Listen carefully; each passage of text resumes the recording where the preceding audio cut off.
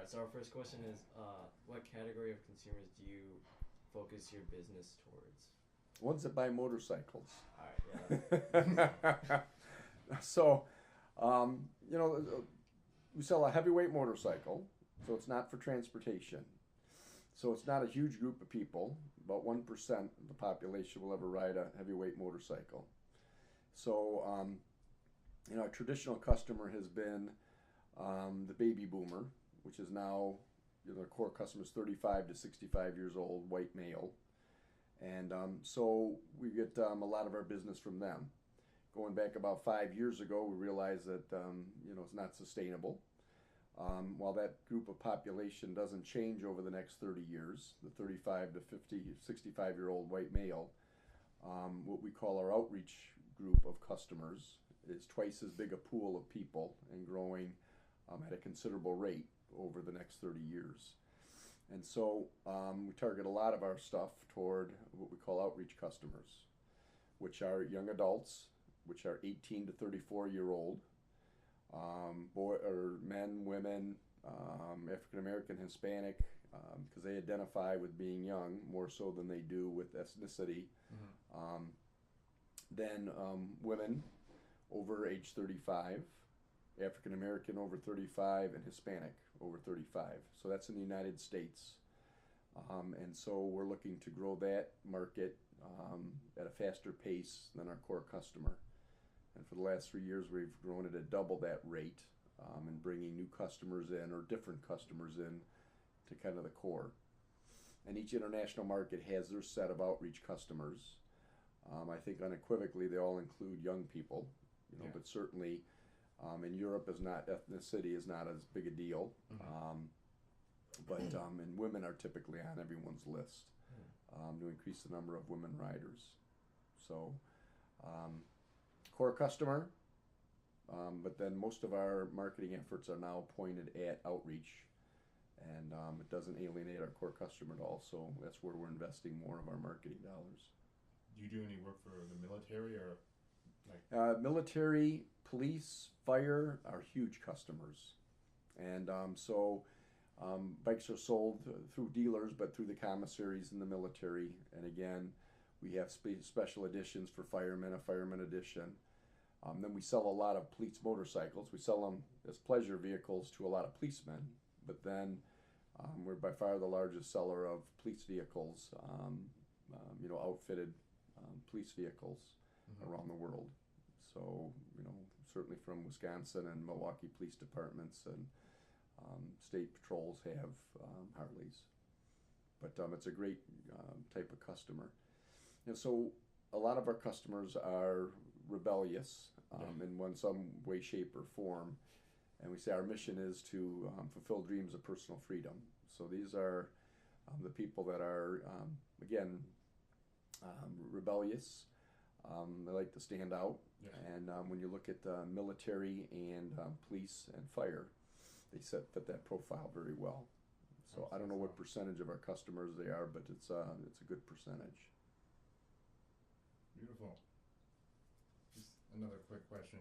How many people do you currently have employed at Harley, both, I don't know if you know this, both internationally and nationally, and then at your Milwaukee branches?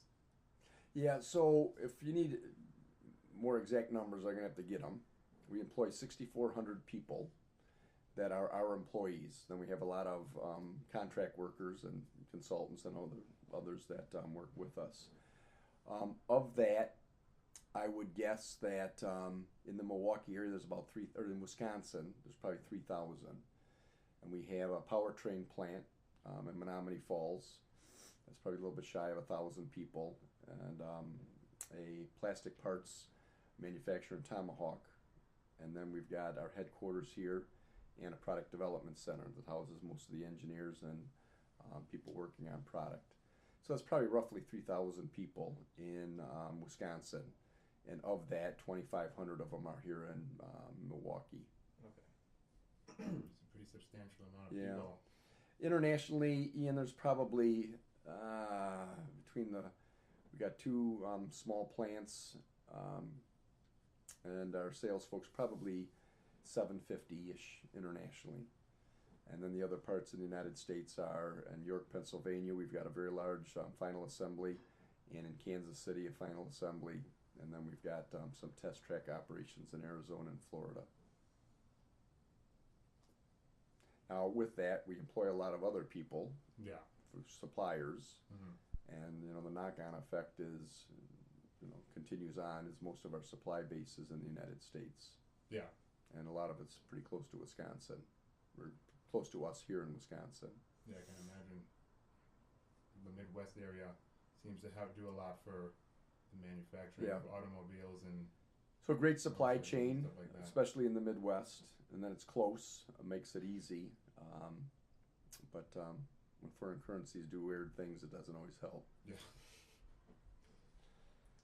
All right. Another question that we have is, what do you feel is your economic impact on the city of Milwaukee? Like, how big of an extent do you think it impacts the city?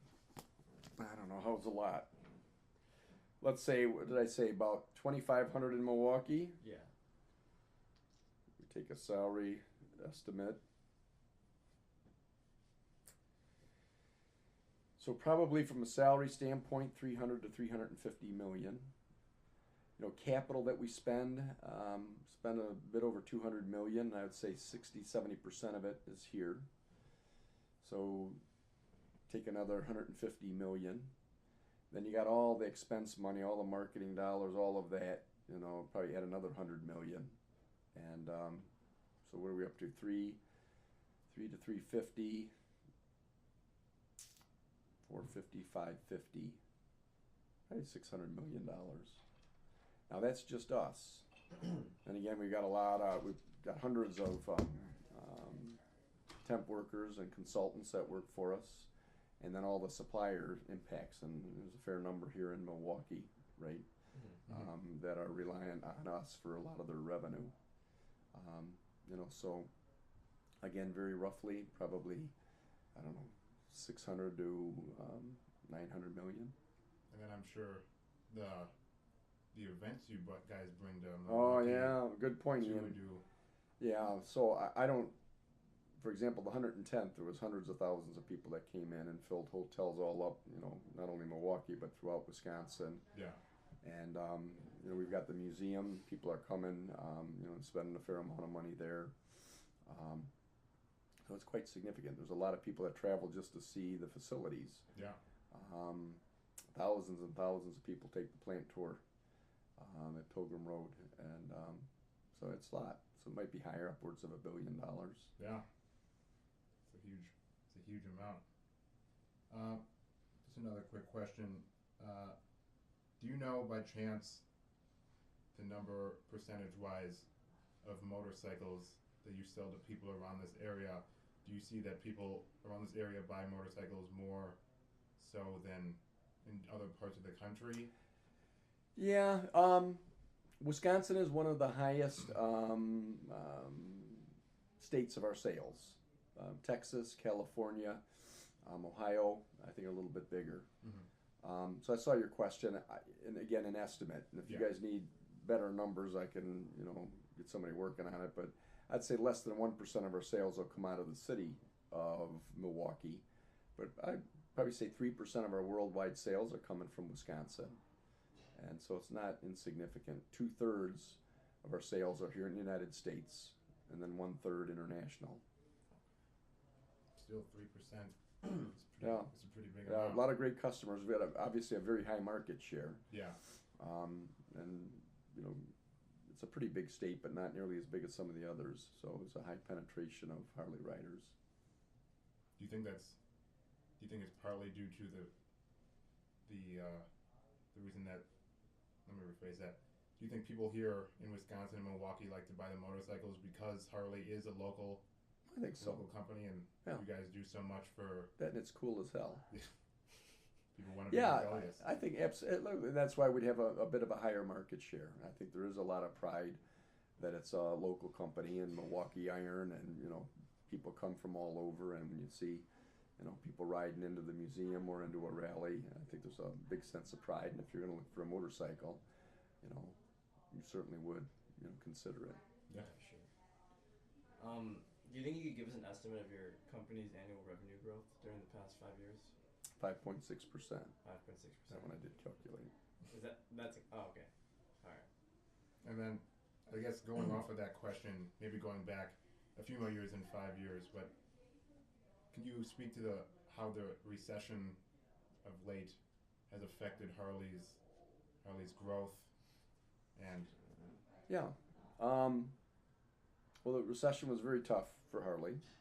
Prior to that, we had grown for about 22 straight years, and not just a little, a whole lot. And so we probably lost our way in several respects in terms of our manufacturing capabilities and the lack of flexibility and so on and so forth. So the downturn hit, and in my view, probably one of the best things that has happened to Harley, right, and how we responded to that. But it was unfortunate in the actions that we had to take to stay alive. mm-hmm. We laid off about a third of the company, and we restructured all of our manufacturing operations. So we took out about 1 million square feet of manufacturing facilities, and we're, got the ability. Our production per employee has gone up quite dramatically. We got out of things that we weren't making, that we shouldn't have been making, that we weren't good at. But we did because of various contracts that we had at the time. We renegotiated all of our labor contracts that allowed us to become much more flexible. And with that, we changed the entire way we manufacture. So we used to manufacture kind of a level-loaded plant because it was so unbelievably expensive to lay anybody off. And we're in a very seasonal business. Most of our sales take place between March and August. And so today, with the new labor agreements, we're able to bring in temporary workers and run the plants at a very high utilization rate, starting in late January, early February, through June, so that we're making motorcycles when people want them, and they're not stuck in inventory, taking up space or costing our dealers money to finance that inventory. Mm-hmm. And then we're much closer to what the customer wants. So we're not guessing. But we used to start making and loading in inventory in October so that we could make it over the selling season hump. And so we become much more agile and flexible in manufacturing. We took the opportunity to redo our product development processes, and we took about 30% out of the development cycle. So it used to take us 5 to 5.5 years to completely design a motorcycle, which means a major change to a chassis or to an engine because of all the engineering and testing that has to go into it. Mm-hmm. It now takes us about 3 to 3.5 years, which obviously increases that product cycle, gets things out quicker, Yeah. and obviously can delight our customers at a much faster rate.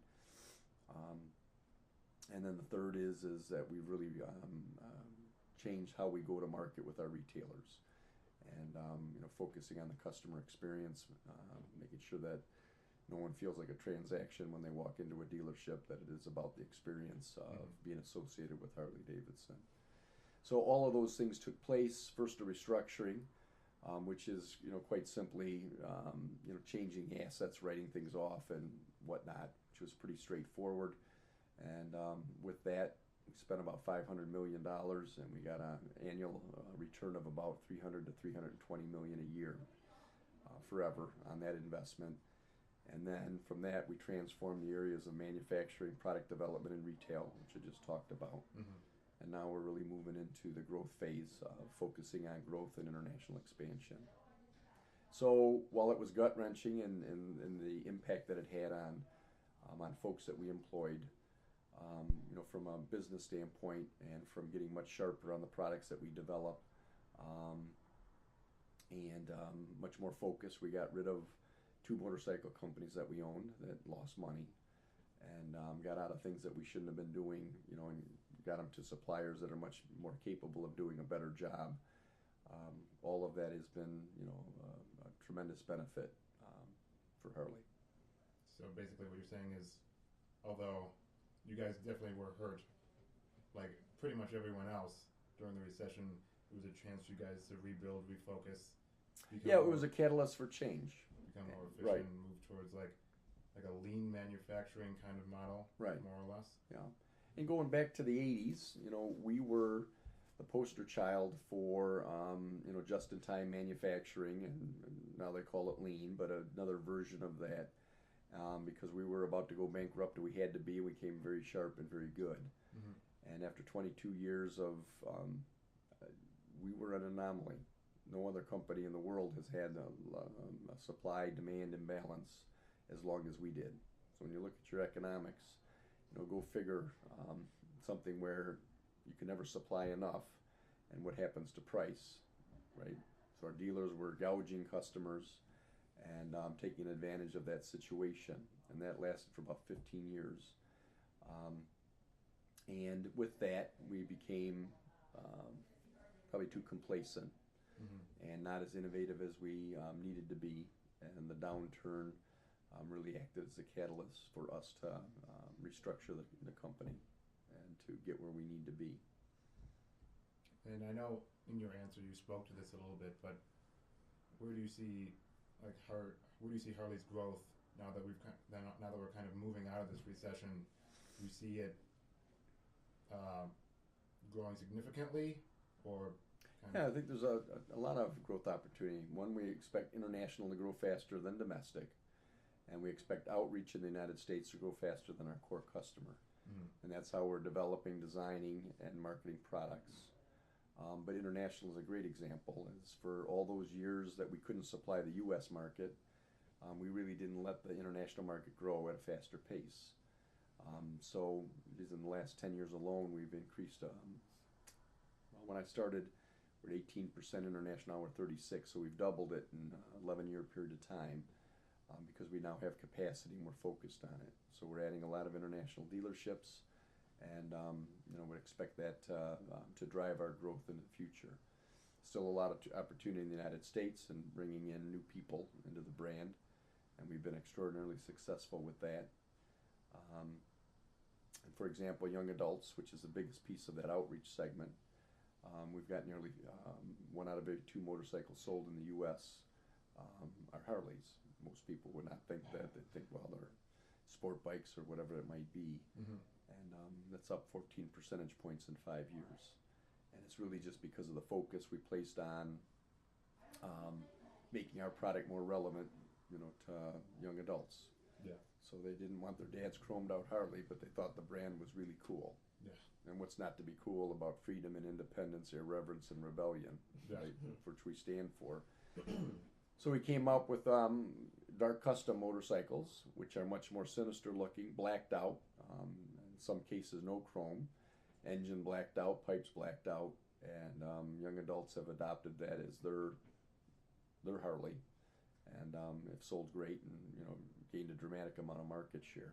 Same with African Americans, not the same products necessarily, but same results, African American, Hispanic, and women, just because we've got an incredibly powerful brand proposition and just focused on something that we never focused on for 20 years because we couldn't supply 40-year-old white guys that were waiting in line. Yeah. And so it didn't challenge us to come out with better products and or to think about relevancy of other customer groups because we couldn't even supply the ones that we had.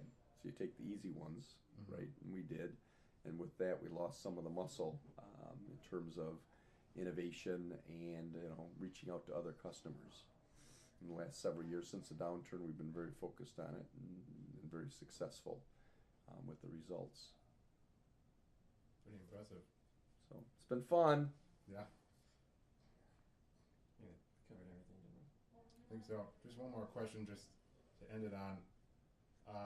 We're asked to kind of forecast what Milwaukee's economy will look like in 5, 10, 20 years. And I know you kind of spoke about this, but can you just give us your thoughts on where you think Milwaukee is heading? Probably not without it getting into political stuff, which I'd rather not. It's Wisconsin's a tough place to do business. Very high tax rate. Medical is very expensive, and that's nobody's fault, but the health of a lot of our workers living where we live and the lifestyles is very expensive. It's just not an easy place to do business.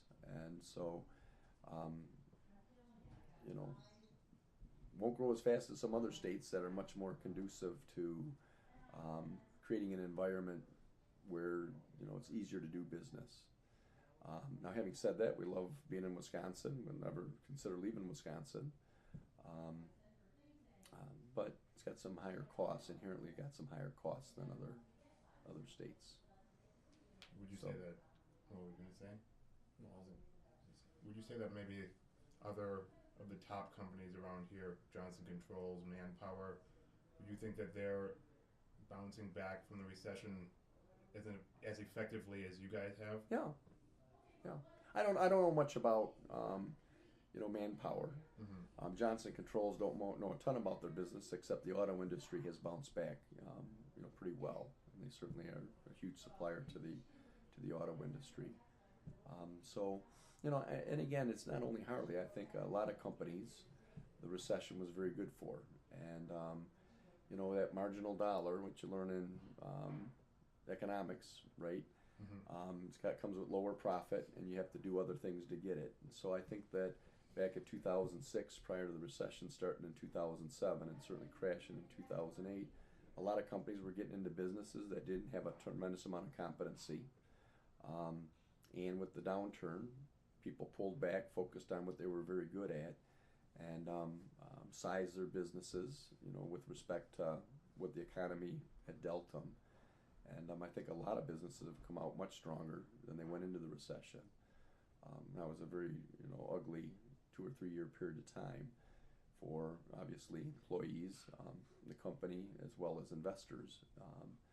But I think now, not only Harley, but most companies have come out stronger, and certainly much better suited to face any downturn that might come or recession that might come versus what we were.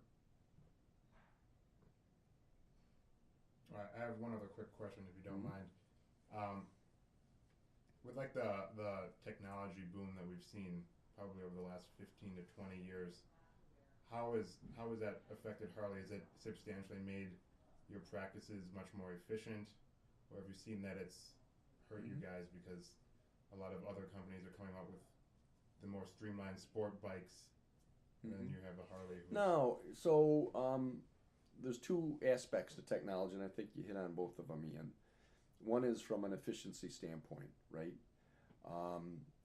The technology that we use to run our facilities, that our employees use to improve their ability to do work remotely or whatever it might be, and that's all been very good, right? And trying to hold down costs and so on and so forth. And I would not say we're in line with most other companies in that respect. Mm-hmm. And then there's technology with regards to the product.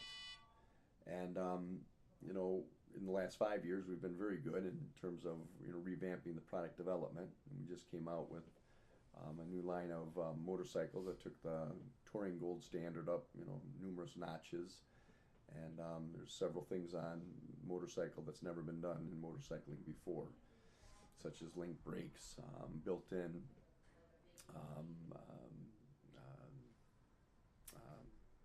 audio infotainment system with GPS and the audio and all that's never been built into a motorcycle before. Mm-hmm. Precision cooling, which is a unique way to take an air-cooled engine and cool the heads, so it's got the same sound but delivers more power, and so on and so forth. Yeah. So what that does for us, though, is takes all of our customers out there and gives them a reason to buy a new one, right? Which obviously we get to sell new motorcycles. Yeah. And draws other people into the brand and away from other brands because of that technology. So no, it's actually been very good. And as a matter of fact, since the downturn, we've gained about 12 points of market share. So competition has not caught up in any way. They've fallen further behind. Yeah. And they stopped investment, and we continue to invest. Now we are starting to see competition in the last 18 months, starting to come out with new products and more products. But no, technology has been very helpful. I will say it's not like being in the telephone business, Yeah. right? Our brand is the most important asset that we have. So it gives us time to develop and adopt technology versus a lot of other businesses where, the newest and shiniest thing wins. Yeah.